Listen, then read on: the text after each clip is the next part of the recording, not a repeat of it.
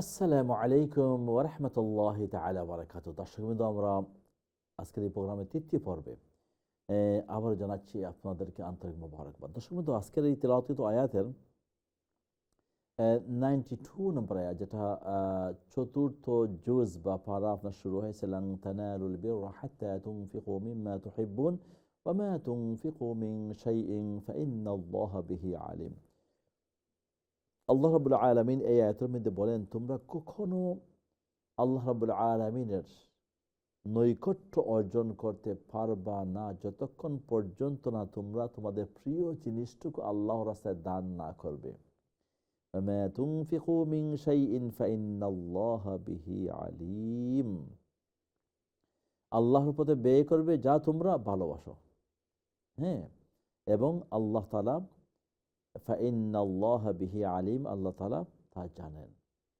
এখানে আল্লাহ রাব্বুল আলামিন আমাদের প্রত্যেককে আমাদের প্রিয় জিনিসটুকু আল্লাহর রাস্তায় দান করার জন্য নির্দেশ দিচ্ছেন।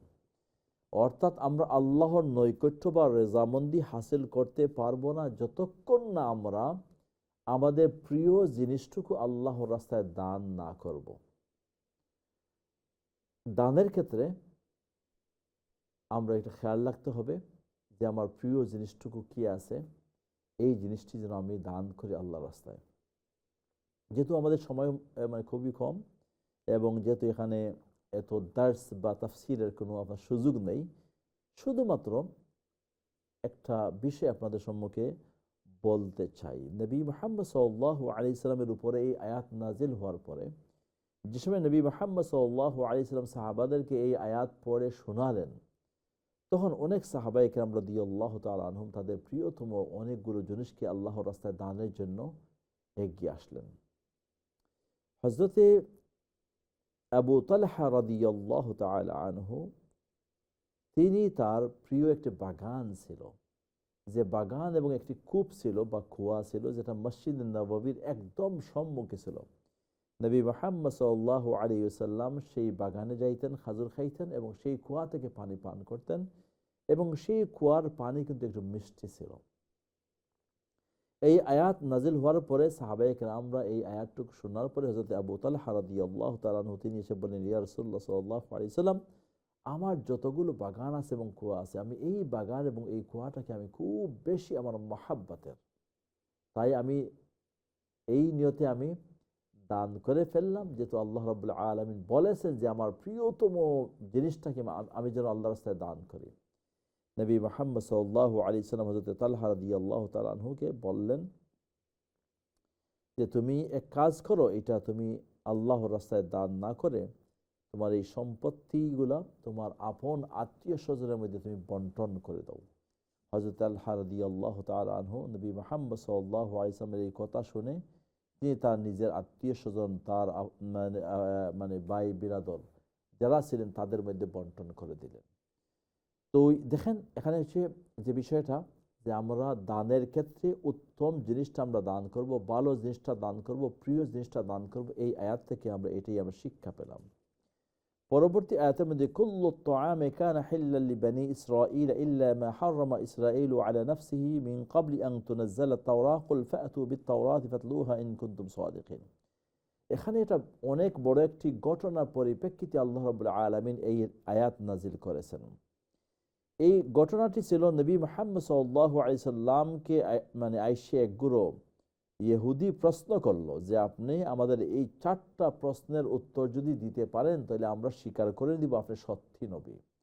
এর মধ্যে থেকে একটি প্রশ্ন ছিল যে হযরত ইসরাঈল আলাইহিস সালাতু ওয়াস সালাম কোন খাবারটুকু তার নিজের জন্য হারাম করেছিলেন।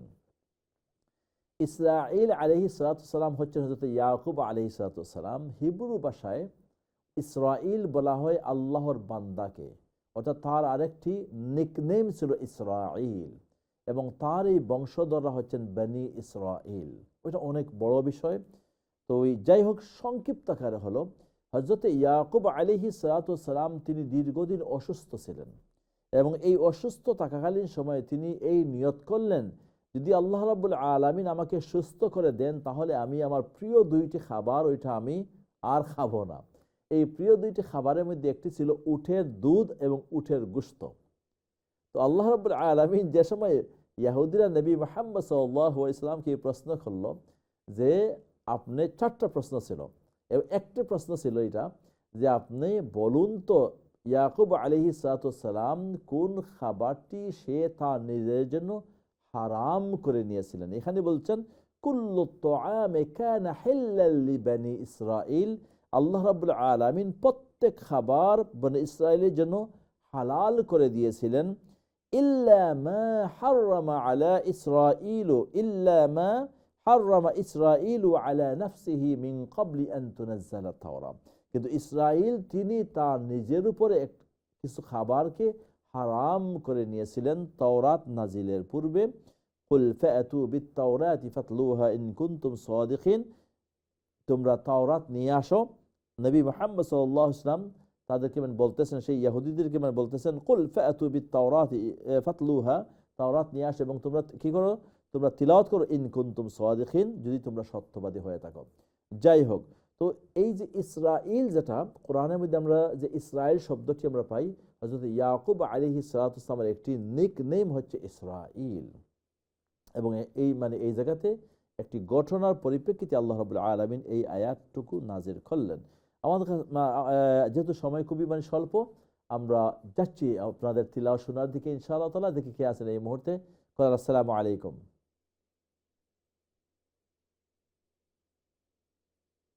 আসসালামু আলাইকুম কলার।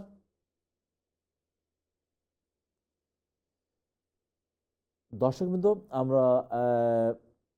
আমরা কল নিব ইনশাআল্লাহ তাআলা। তো এখানে যে বিষয়টি আমি বলতেছিলাম যে কুল্লু তুআমি কানা হিল্লাল লিবানি ইসরাঈল ইল্লা মা হাররামা ইসরাঈল আলা নাফসি মিন ক্বাবলি আন তুনাজ্জালা তাওরাত কুল ফাতু বিত-তাওরাতি ফাতলুহা ইন কুনতুম সাদিকিন ফামান ইফতারা আলা আল্লাহিল কাযিবা মিন বা'দি যালিকা ফাউলাইকা হুমুজ যালিমুন, যারা এরপর আল্লাহর উপর মিথ্যা আরোপ করে তারা নিঃসন্দেহে বড় জালেম। নবী মুহাম্মদ সাল্লাল্লাহু আলাইহি সাল্লামকে ইহুদিরা এসে যে 4টি প্রশ্ন করেছিল, একটি প্রশ্ন ছিল এইটাই যে হযরতে ইয়াকুব আলাইহিস সালাম সে কোন খাবারটি তিনি তার নিজের জন্য হারাম করেছিলেন, এবং মহিলা এবং পুরুষের বীর্যের ব্যাপারে একটি প্রশ্ন ছিল, এবং শেষ নবীর গুম আপনার কোন ধরনের হয় একটা আরেকটি প্রশ্ন ছিল, এবং কোন ফেরেশতা তার কাছে ওহী নিয়ে আসেন। এই 4টি প্রশ্ন ছিল।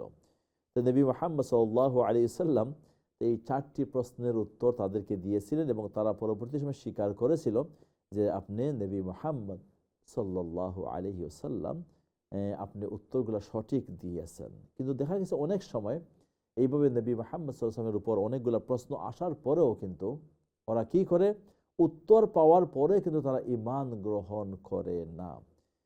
খের, আমরা আজকের এই তিলাওয়াতের মধ্যে দুই একটি কঠিন বিষয় ছিল না, তবে দেখলাম আমাদের অনেক দর্শকরা কিন্তু তিলাওয়াতের ক্ষেত্রে কিছু শব্দগুলো উচ্চারণের ক্ষেত্রে অনেকগুলা আপনারা ডিফিকাল্টি ফেস করেছেন। প্রথমত হলো ইন্নাল্লাযীনা কাফারু ওয়া মাতু ওয়া হুম কুফফারুন ফালান ইউকবালা, এখানে অনেকেই মিস্টেক করেছেন। ফালান ইউকবালা, খেয়াল রাখতে হবে, মিন আহাদিহিম মিলউল আরদি, এখানে খেয়াল রাখতে হবে যাহাবাও ওয়ালা ইফতাদা বিহ, ওয়ালা উইফ, এখানে ওয়ালা ইফ অনেকে বলেছেন, এখানে ওয়াওটাকে আপনি মাইনাস করে আলিফটাকে আপনি ধরছেন, এখানে না, আমরা এখানে ওয়াওটাকে মাইনাস করলে হবে না, আলিফ এখানে যে সময় এই ওয়ার্ডটি লিখতে হবে তখন এখানে যে আলিফটা আছে এই আলিফটা আসবে, কিন্তু তিলাওয়াতের ক্ষেত্রে এই আলিফটা উচ্চারিত হবে না, এটা ডাইরেক্টলি ওয়াও গিয়ে ফার সাথে জয়েন হবে। ওয়ালা ইফতাদাবি, যারা এই মুহূর্তে শুনতেছেন আপনারা খেয়াল রাখবেন, ওয়ালা ইফ নয়, ওয়ালা ইফতাদাবি। উলাইকা লাহুম আযাবুন আলীমু ওয়া মা লাহুম মিন নাসিরিন, সাধারণত এগুলো ইদগাম উইথ গুন্না প্রায় সবগুলো এই জায়গাতে। লান তানালুল বিররা, এখানে এই যে বিররার যে রাটা আছে, আমরা অনেকে মনে করি তিলাওয়াতের ক্ষেত্রে যে বা রা জের বির, রা জবর রা, প্রথমত এই রাটাকে এমটি করতে হবে এবং পরবর্তী সময়টাকে ফুল মাফ করতে হবে। না, এটা রং আইডিয়া। ওইটা বার উপরে যে সময় সাদ্দা হবে, এর উপরে আপনার জাবর বা ফাতহা হবে। সর্বাবস্থায় এই রাটাকে আমরা কি করব, আমরা ফুল মাফ করে পড়ব, এটা বড় করে পড়ব। লাং তানালুল বিররা, এটা এইভাবে নয়, লাং তানালুল বিররা এইভাবে নয়, অনেকে বিররা বলি আমরা, এটা রং। হাত্তা তুনফিকু মিম্মা তুহিব্বুন ওয়ামা তুনফিকু হচ্ছে ইখফা, মিন শাইইন, মিনটা হবে ইখফা, শাইইন এগেইন ইখফা, ফাইন্না ওয়াজিব গুন্না, ফাইন্নাল্লাহা, এখানে ফাইন্নাল্লাহা বলা যাবে না, ফাইন্নাল্লাহা বিহি আলিম, ফাইন্নাল্লাহা বিহি আলিম, এভাবে তিলাওয়াত করতে হবে। কুল্লু ত্বাআমি কানা, কুল্লু ত্বাআমি কানা হিল্লাল লিবানি, হিল্লাল লিবানি, এখানে হিল্লাল লিবানি বলা যাবে না, হিল্লাল লিবানি ইসরাঈলা ইল্লা মা হাররামা, এখানে সিমিলারলি রাটা ফুল মাফ হবে, হাররামা মোটা করে উচ্চারণ করতে হবে। ইসরাঈলু রা লম্বা হবে এবং ফুল মাফ হবে। আলা নাফসিহি মিন ক্বাবলি, মিন কা এখানে ইখফা, দেন কা বা ফাতহা, কাব কাব, এখানে মনে রাখতে হবে কাফ ত বা জিম দাল ইকলা, এখানে হচ্ছে কলব বা ইকলাব হবে। আং তুনাজ্জালা, এগেইন আং তু ইখফা, তুনাজ্জালাত তাওরাহ, তাওরাত এখানে বলা যাবে না, এটা হচ্ছে তা, এটা তায়ে তানিস বা তায়ে ইয়েস তায়ে তানিস, নো তায়ে মারবুতা, এখানে এই তাটাকে আমরা হায়ার উচ্চারণ করে তাওরাহ, তাওরাহ, এখানে হা বলে আমরা এখানে থামবো, তাওরাত বলে নয়। কুল ফাতু বিত-তাওরাতি ফাতলুহা ইন কুনতুম সাদিকিন, ইন নুন সাকিনের পরে কাফ আসছে, এগেইন নুন সাকিনের পরে তা আসছে, ইন কুনতুম সাদিকিন, ফামান ইফতারা আলাল্লাহিল কাযিবা, فمن افترى على الله الكذب من بعد এখানে কলব, এখানে কলব হবে, মিন বাদি কলব হবে।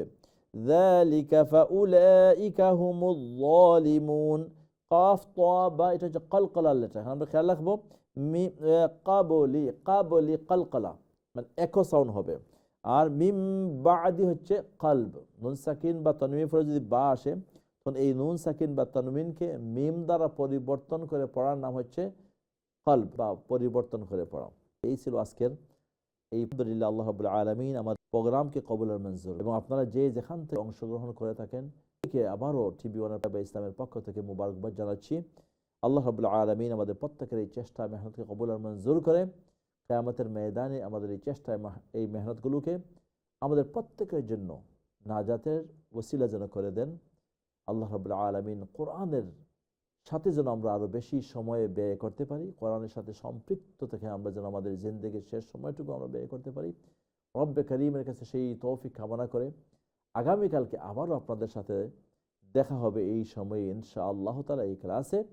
সেই পর্যন্ত আপনারা ভালো থাকুন, সুস্থ থাকুন, নিরাপদে থাকুন। সুবহানাকাল্লাহুম্মা বিহামদিকা আশহাদু আল্লা ইলাহা ইল্লা আনতা আস্তাগফিরুকা ওয়া আতুবু ইলাইক। ওয়াসসালামু আলাইকুম ওয়া রাহমাতুল্লাহি ওয়া বারাকাতুহু।